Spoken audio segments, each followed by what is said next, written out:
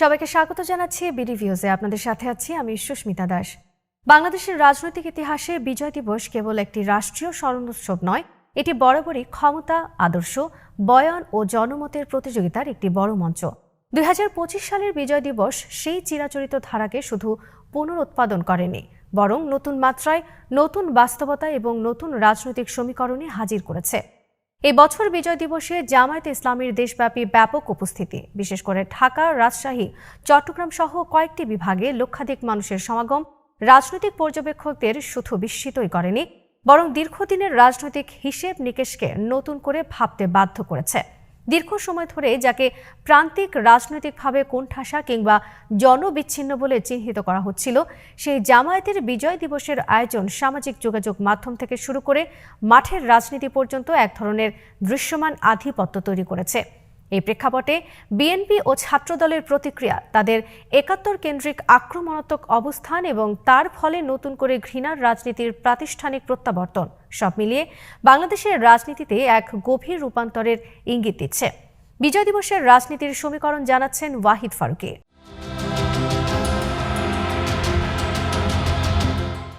প্রথমেই জামাতের এই জনসমাগমের তাৎপর্য বুঝতে হলে সাম্প্রতিক রাজনৈতিক বাস্তবতাকে বিবেচনায় নিতে হবে। জুলাই বিপ্লব পরবর্তী বাংলাদেশ এমন একটি সময় অতিক্রম করছে যেখানে দীর্ঘদিনের ক্ষমতাকেন্দ্রিক রাজনীতি, দমন-পীড়ন, প্রশাসনিক নিয়ন্ত্রণ ও দলীয় সন্ত্রাসের বিরুদ্ধে এক ধরনের সামাজিক ও রাজনৈতিক ক্লান্তি তৈরি হয়েছে। ছাত্র জনতার বড় অংশ রাষ্ট্র ও রাজনীতির পুরনো কাঠামোর প্রতি অনাস্থা প্রকাশ করেছে।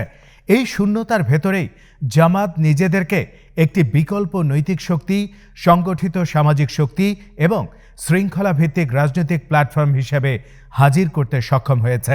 বিজয় দিবসের আয়োজনে তাদের শৃঙ্খলা, উপস্থিতির ব্যাপকতা এবং গ্রামগঞ্জ থেকে শহর পর্যন্ত অংশগ্রহণ একটি সুস্পষ্ট বার্তা দিয়েছে।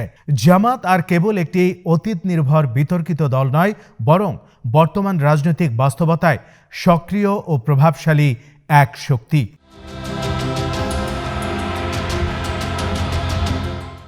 এই জনজোয়ারের আরেকটি গুরুত্বপূর্ণ দিক হল সামাজিক যোগাযোগ মাধ্যমে জামাতের দৃশ্যমান আধিপত্য।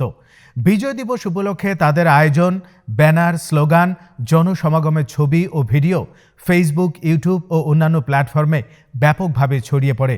এখানে লক্ষণীয় বিষয় হলো এই কন্টেন্ট শুধু জামাতের সমর্থকদের মধ্যেই সীমাবদ্ধ ছিল না, বরং রাজনৈতিকভাবে নিরপেক্ষ বা হতাশ তরুণদের বড় একটি অংশ এগুলো শেয়ার করছে বা অন্তত আগ্রহের সঙ্গে পর্যবেক্ষণ করছে। এটি প্রমাণ করে যে জামাতের জনসমাগম কেবল সাংগঠনিক শক্তির ফল নয়, বরং একটি মনস্তাত্ত্বিক প্রভাবও তৈরি করেছে, যা রাজনৈতিক কথাবার্তার কেন্দ্রবিন্দুতে দলটিকে নিয়ে এসেছে।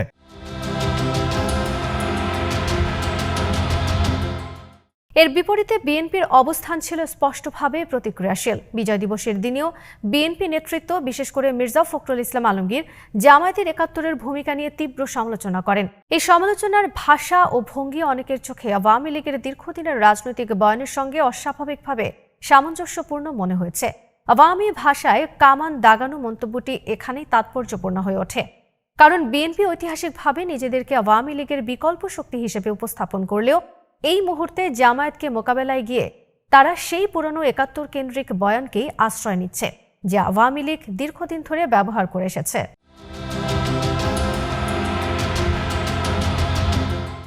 ঢাকা বিশ্ববিদ্যালয় সহ বিভিন্ন বড় বিশ্ববিদ্যালয়ে ছাত্রদলের নেতৃত্বে জামাতের সাবেক আমির অধ্যাপক গোলাম আজমের ব্যঙ্গচিত্রে জুতা নিক্ষেপ কর্মসূচি এই প্রক্রিয়ার সবচেয়ে দৃশ্যমান এবং বিতর্কিত দিক। এটি শুধু একটি প্রতীকী প্রতিবাদ নয়, বরং ঘৃণার রাজনীতিকে পুনরায় প্রাতিষ্ঠানিক রূপ দেওয়ার একটি প্রচেষ্টা হিসেবে অনেকেই দেখছেন।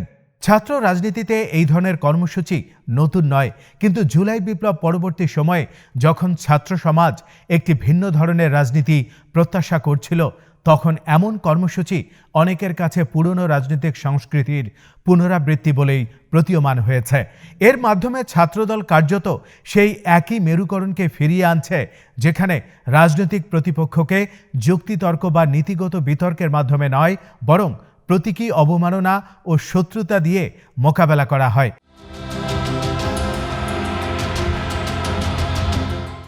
এই প্রেক্ষাপটে প্রশ্ন ওঠে, বিএনপি কেন এই পথে হাঁটছে?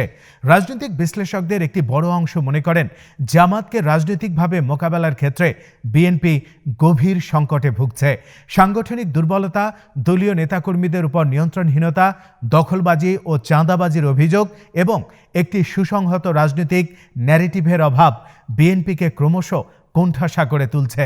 দীর্ঘ সময় ধরে বিএনপি মূলত আওয়ামী বিরোধিতার উপর ভর করেই রাজনীতি করেছে, কিন্তু আওয়ামী লীগ ক্ষমতার বাইরে যাওয়ার পর সেই বিরোধিতামূলক ন্যারেটিভ অনেকটাই গুরুত্ব হারিয়েছে।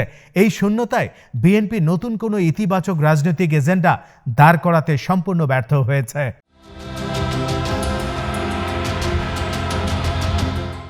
এই ব্যর্থতার ফলে বিএনপি জামায়াতকে মোকাবেলায় পুরনো ৭১ কেন্দ্রিক বয়ানকে বেছে নিয়েছে বলে বিশ্লেষকদের ধারণা। এটি একটি সহজ ও পরীক্ষিত অস্ত্র, নৈতিকভাবে উচ্চাসনে বসার সুযোগ দেয় এবং জামায়াতকে একটি স্থায়ী বিতর্কের মধ্যে আটকে রাখে। কিন্তু প্রশ্ন হলো, এই কৌশল নতুন বাংলাদেশে কতটা কার্যকর হবে?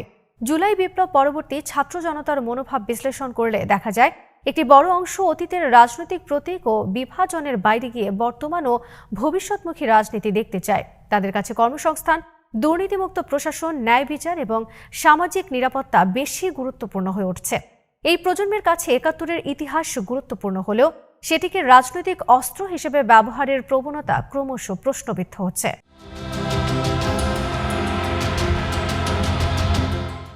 জামাতের বিজয় দিবসে জনজোয়ার এই মনোভাবেরই একটি প্রতিফলন হতে পারে। অনেকেই মনে করছেন, এই অংশগ্রহণ কেবল আদর্শগত সমর্থনের ফল নয়, বরং একটি প্রতিবাদী মনোভাবের বহিঃপ্রকাশ।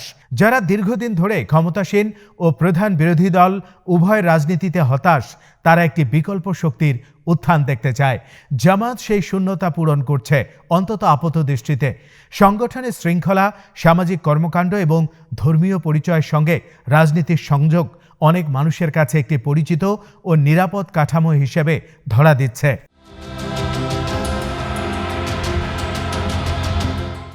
তবে এখানে একটি বড় প্রশ্ন থেকে যায়, এই জনজোয়ার কি টেকসই নাকি একটি ক্ষণস্থায়ী আবেগ? রাজনৈতিক ইতিহাস বলে, বড় জনসমাগম সবসময় দীর্ঘমেয়াদী রাজনৈতিক সাফল্যের নিশ্চয়তা দেয় না। কিন্তু একই সঙ্গে এটিও সত্য যে এমন জনসমাগম রাজনৈতিক আলোচনার দিক পরিবর্তন করে দেয়। ২০২৫ সালের বিজয় দিবসের পর বাংলাদেশের রাজনীতিতে জামাতকে আর উপেক্ষা করার কোনো সুযোগ নেই, এটাই এখন বাস্তবতা।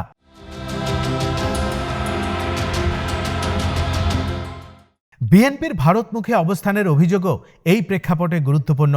অনেক বিশ্লেষকের মতে বিএনপি ক্রমশ এমন এক অবস্থানে যাচ্ছে যেখানে তাদের পররাষ্ট্রনীতি ও আঞ্চলিক দৃষ্টিভঙ্গি আওয়ামী লীগের ছায়ার মতো হয়ে উঠছে।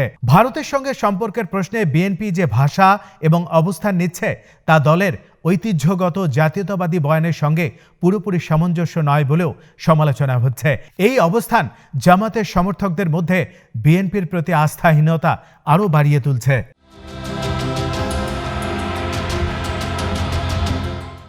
এর পাশাপাশি ছাত্র রাজনীতির ভূমিকা নতুন করে আলোচনায় এসেছে। জুলাই বিপ্লব দেখিয়েছে, ছাত্র সমাজ কেবল দলীয় লেজুর বৃত্তির রাজনীতি নয়, বরং বৃহত্তর সামাজিক ও রাজনৈতিক পরিবর্তনের চালিকা শক্তি হতে পারে। সেই অভিজ্ঞতার পর ছাত্রদলের নেতৃত্বে ঘৃণামূলক কর্মসূচি অনেক তরুণের কাছে হতাশাজনক মনে হয়েছে। তারা প্রশ্ন তুলেছে, এই কি সেই নতুন রাজনীতি যার স্বপ্ন দেখা হয়েছিল, নাকি এটি পুরনো ক্ষমতার রাজনীতিরই নতুন মোড়ক?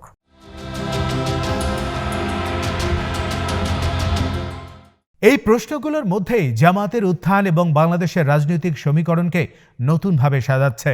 যদি জামাত এই জনসমর্থনকে সাংগঠনিক এবং রাজনৈতিকভাবে রূপান্তর করতে পারে, তাহলে ভবিষ্যতে নির্বাচনী রাজনীতিতে তারা একটি বড় ফ্যাক্টর হয়ে উঠতে পারে। একই সঙ্গে এটি বিএনপি ও অন্যান্য দলকে তাদের কৌশল পুনর্বিবেচনা করতে বাধ্য করবে। ৭১ কেন্দ্রিক আক্রমণাত্মক বয়ান কতটা কার্যকর আর কতটা উল্টো প্রতিক্রিয়া তৈরি করছে, সেটি গভীরভাবে ভাবার সময় এসেছে।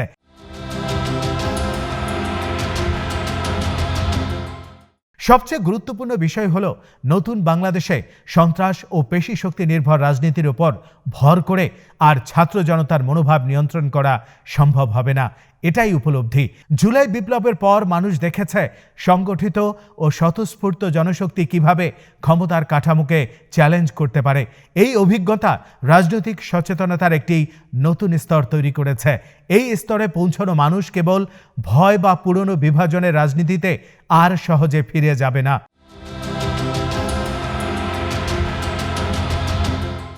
জামাতের বিজয় দিবসের জনজোয়ার সেই পরিবর্তিত মনোভাবেরই একটি প্রতিফলন হতে পারে, আবার এটিও হতে পারে একটি অন্তর্বর্তীকালীন প্রতিক্রিয়া।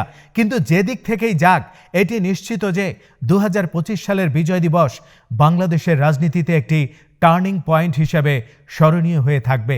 এটি দেখিয়ে দিয়েছে রাজনৈতিক শক্তির ভারসাম্য কত দ্রুত বদলে যেতে পারে এবং যারা নতুন বাস্তবতা বুঝতে ব্যর্থ হবে তারা ইতিহাসের পেছনের সারিতেই ঠাঁই পাবে।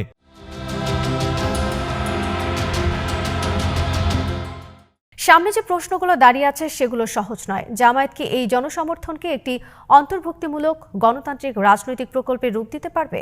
বিএনপি কি পুরনো বয়ান ছেড়ে নতুন রাজনৈতিক ভাষা ও এজেন্ডা তৈরি করতে পারবে?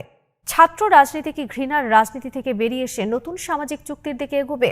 এই প্রশ্নগুলোর উত্তরই নির্ধারণ করবে জামায়াতের এই জনজোয়ার বাংলাদেশের রাজনৈতিক হিসেব নিকেশকে কতটা এবং কিভাবে পাল্টে দেবে। একটি বিষয় স্পষ্ট, রাজনীতির পুরনো ছক ভেঙে যাচ্ছে। বিজয় দিবস 2025 সেই ভাঙনের একটি শক্তিশালী প্রতীক।